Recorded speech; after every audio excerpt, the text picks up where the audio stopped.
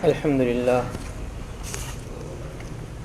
لله وكفى وسلام على عباده الذين اصطفى أما بعد فأعوذ بالله من الشيطان الرجيم بسم الله الرحمن الرحيم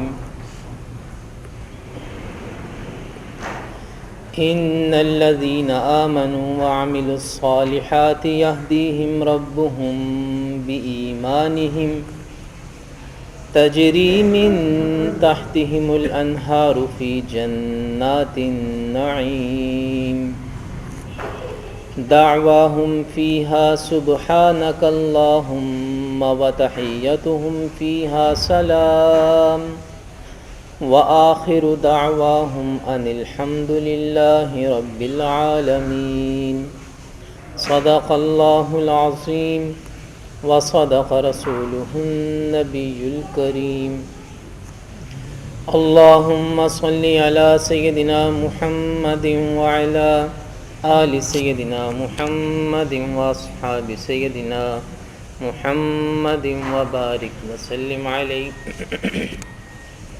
سورہ یونس کی آیت نمبر 9 اور آیت نمبر 10 ابھی تلاوت کی گئی۔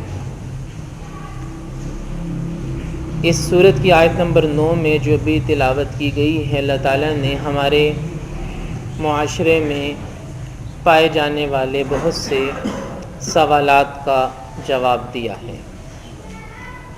ارشاد باری تعالیٰ ہے ان الذین آمنوا وعملوا الصالحات، بے شک وہ لوگ جو ایمان لائے اور انہوں نے اچھے اعمال کیے، یہدیہم ربہم بایمانہم، اللہ انہیں ان کے ایمان کی ہدایت کرے گا، اللہ انہیں ہدایت سے سرفراز کرے گا۔ میرے محترم بھائی اور دوستو، ہدایت اللہ دیتا ہے، گمراہ بھی اللہ کرتا ہے۔ یہدی من یشاء ویضل من یشاء، کہ اللہ جسے چاہے ہدایت سے سرفراز کرے اور جسے چاہے گمراہی میں مبتلا کرے۔ قرآن یہ بتاتا ہے کہ اللہ جسے چاہتا ہے ہدایت دیتا ہے، جسے چاہتا ہے اللہ گمراہ کرتا ہے۔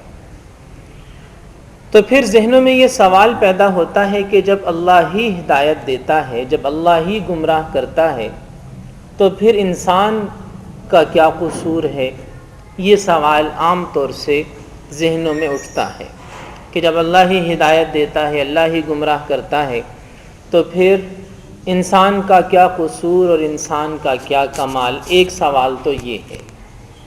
اور دوسرا سوال عام طور سے جب کسی سے کہا جائے کہ نماز پڑھ لو، زکوٰۃ دے دو، نیکی کرو، حرام سے بچو، تو جواب یہ آتا ہے کہ جب اللہ ہدایت دے گا تو کر لیں گے، جب اللہ ہمیں ہدایت دے گا، جب اللہ ہمیں توفیق دے گا تو پھر ہم کر لیں گے۔ دوسرا سوال یہ ہے۔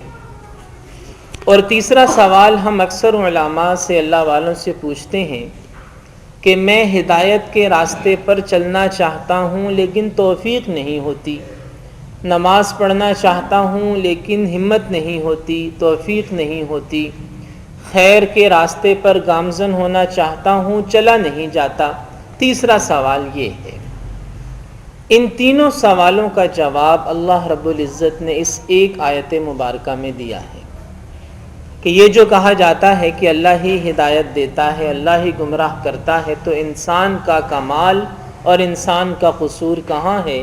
تو اس کا جواب سن لیجئے کہ بے شک اللہ ہی ہدایت دیتا ہے، بے شک اللہ ہی گمراہ کرتا ہے، لیکن یہ ہدایت کا ملنا یا گمراہی میں مبتلا ہونا یہ نتیجہ ہمارے اپنے اعمال کا ہوتا ہے۔ ہم خود اپنے آپ کو اس قابل بناتے ہیں، یا تو ہم اپنے آپ کو اپنے عمل کی وجہ سے ہدایت کے قابل بنا لیتے ہیں، یا ہم اپنے آپ کو اپنے عمل کی وجہ سے گمراہی کے قابل بنا دیتے ہیں۔ کیونکہ راستہ تو اللہ نے دکھا دیا، وَهَدَيْنَاهُ النَّجْدَيْنِ، قرآن کہتا ہے کہ دونوں راستے تمہیں دکھا دیے گئے۔ فَمَنْ شَاءَ فَلْيُؤْمِنْ وَمَنْ شَاءَ فَلْيَكْفُرْ، جو چاہے ہدایت کے راستے پر چلے اور جو چاہے کفر کے اور گمراہی کے راستے پر چلے۔ چلنا تم نے اپنی مرضی سے ہے، چلتے چلتے چلتے چلتے ایک وہ مقام آ جائے گا جو فیصلے کا وقت ہوگا کہ اگر تم ہدایت کے راستے پر چلے ہو تو اللہ تمہیں ہدایت یافتہ لوگوں میں شامل کر دے گا، اور اگر تم گمراہی اور ضلالت کے راستے پر چلے ہو تو اللہ تمہیں ان لوگوں میں شامل کر دے گا۔ یعنی جو اللہ یہ فرماتا ہے کہ یہدی من یشاء و یضل من یشاء، وہ تو اصل میں نتیجہ ہے ہمارے اپنے عمل کا، کہ جو ہدایت کے راستے پر گامزن ہوتا ہے اللہ اسے ہدایت سے سرفراز کر دیتا ہے، جو گمراہی کے راستے پر چلے گا اللہ اسے گمراہی میں مبتلا کر دے گا۔ رستے کا انتخاب اللہ نے انسان کو اس میں مجبور نہیں کیا، اللہ نے انسان کو رستے کے انتخاب میں اختیار دیا ہے۔ رستے کے انتخاب کا اختیار وہ میرے محترم بھائی اور دوستو وہ میرا اور آپ کا اپنا ہے۔ جیسے ایک استاذ کلاس میں سبھی بچوں کو پڑھاتا ہے، سب پر محنت کرتا ہے، سب پر برابر توجہ دیتا ہے، سب کو برابر سمجھاتا ہے، لیکن وہ امتحان سے پہلے بتا دیتا ہے، اسے اندازہ ہو جاتا ہے کہ میری اس 50-60 کی کلاس میں سے کتنے پاس ہونے والے ہیں، کتنے فیل ہونے والے ہیں، کون بری طرح فیل ہوں گے اور کون ایسے ہیں جو بہت اچھے نمبروں کے ساتھ پاس ہونے والے ہیں۔ استاذ کو اندازہ ہو جاتا ہے۔ اب وہی ہوتا ہے جب نتیجہ آتا ہے تو نتیجہ استاد کی توقعات کے عین مطابق آتا ہے تو کوئی بھی یہ نہیں کہتا کہ یہ فیل ہونے والے اس لیے پٹ گئے کہ استاذ نے کہا تھا کہ یہ فیل ہوں گے، یہ اچھے نمبر لینے والے اس لیے اچھے نمبروں پر آئے کہ استاد نے کہا تھا۔ دراصل یہ سب ان کی اپنی محنت یا اپنی سستی اور کاہلی تھی۔ استاد نے تو ان کے اعمال دیکھ کر اور ان کی حرکتیں دیکھ کر اور ان کی محنت دیکھ کر ایک فیصلہ سنایا تھا کہ ایسا ہو سکتا ہے ان کے اعمال کے مطابق۔ یہی حال میرے محترم بھائی اور دوستو، یہی ہماری تقدیر کا بھی حال ہے کہ اگر ہم اچھے راستے پر چلتے ہیں تو اللہ اعلان کر دیتا ہے کہ یہ ہدایت یافتہ لوگوں میں سے ہے، اگر ہم برے راستے پر چلتے ہیں تو اللہ کے نزدیک گمراہ لوگوں میں شمار کر دیے جاتے ہیں۔ اور اس آیت مبارکہ میں بھی دیکھیے کہ اللہ سبحانہ و تعالیٰ فرماتے ہیں ان الذین آمنوا وعملوا الصالحات یہدیہم ربہم، کہ جو ایمان اور عمل صالح والی زندگی گزارنے کا فیصلہ کر لیتے ہیں اللہ انہیں ہدایت سے بھی سرفراز کر دیتا ہے۔ پہلے فیصلہ تو کرے انسان کہ میں نے ایمان والی اور عمل صالح والی زندگی گزارنی ہے۔ علماء نے لکھا ہے کہ وہ اعمال جو انسان کی ہدایت کا ذریعہ بنتے ہیں اور وہ اعمال جو انسان کی گمراہی کا ذریعہ بنتے ہیں، سب سے پہلے ہدایت والے اعمال میں سے پہلا عمل، پہلا جذبہ ہے طلب صادق۔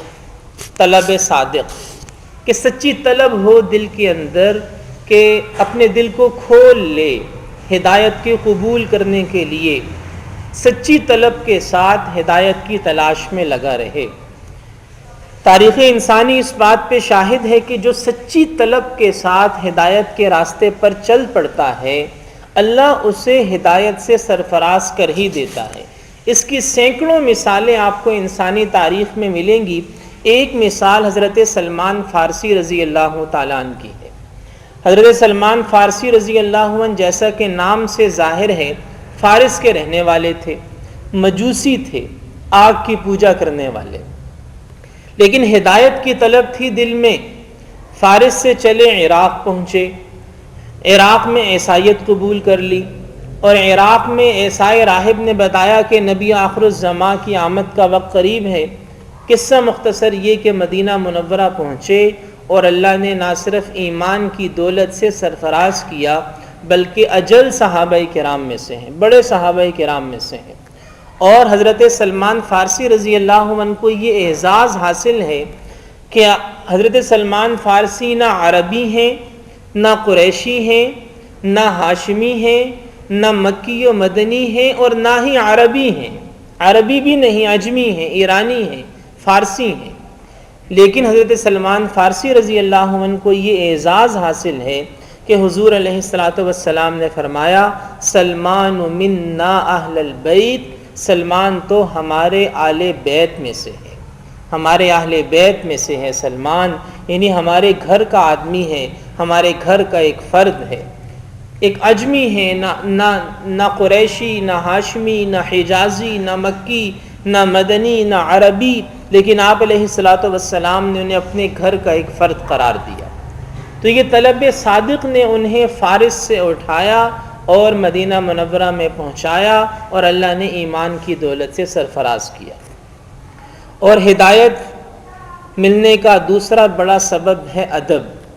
بے ادب محروم رہتا ہے، اور جس میں ادب ہوتا ہے اللہ اسے ضرور حق کا راستہ دکھا دیتا ہے، اللہ اسے ضرور ہدایت سے سرفراز فرما دیتا ہے۔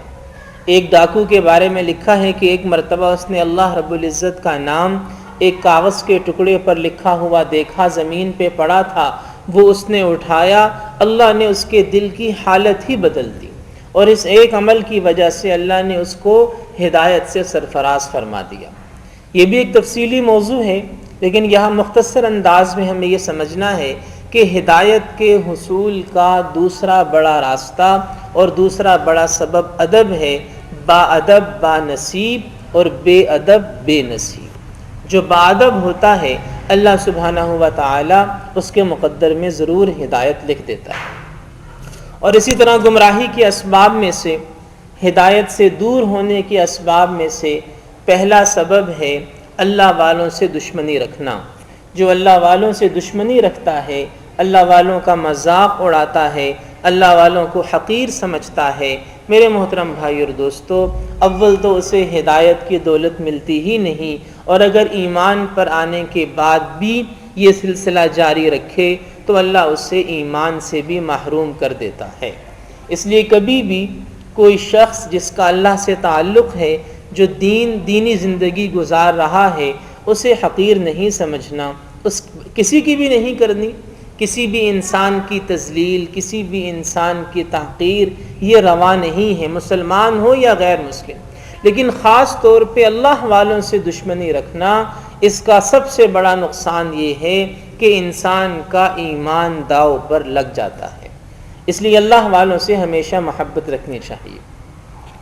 اور گمراہی کے اسباب میں سے دوسرا بڑا سبب ہے عقل پرستی، کہ اپنے آپ کو عقل کل سمجھنا، اپنی عقل کو عقل کامل سمجھنا، اور اپنی ذات پر اندھا اعتماد کرنا، اور اپنی رائے کو حرف آخر اور اپنے فیصلے کو آخری فیصلہ سمجھ لینا، یہ بھی میرے محترم بھائی اور دوستو گمراہی کے اسباب میں سے ایک سبب ہے۔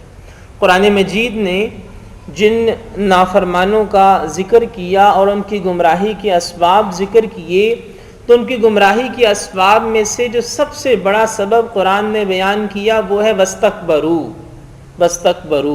تکبر کا شکار ہو گئے، وہ تکبر انہیں لے ڈوبا، تکبر ان کی ہلاکت کا ذریعہ بنا۔ کس چیز کا تکبر؟ اپنی عقل کا تکبر، اپنی دانش کا تکبر، اپنے علم کا تکبر، اپنی صلاحیت کا تکبر، اپنے خاندان اور اپنے حشم و خدم اور اپنے جاہ و جلال اور اپنی شان و شوکت اور اپنے حشم و خدم اور اپنی زمین و جائیداد کا تکبر، یہ گمراہی کے اسباب میں سے ایک بہت بڑا سبب ہے۔ تو ہدایت کا راستہ بے شک اللہ دیتا ہے، لیکن اللہ ہدایت دیتا ہے ان کو جن میں سچی طلب ہوتی ہے، جو اللہ سے مانگتے ہیں، جو ایک قدم اٹھاتے ہیں اللہ انہیں اس پر چلاتا ہے، اور جو ایسا نہیں کرتا، جو صرف غیبی تائید کے انتظار میں رہتا ہے، نہ طلب ہوتی ہے، نہ دعا ہوتی ہے، نہ عمل ہوتا ہے، اس کا ہدایت کی امید رکھنا عبث اور بے جا ہے۔ اللہ پاک ہم میں سے ہر ایک کو ان تمام باتوں کو سمجھ کر ان پر عمل کرنے کی توفیق عطا فرمائے۔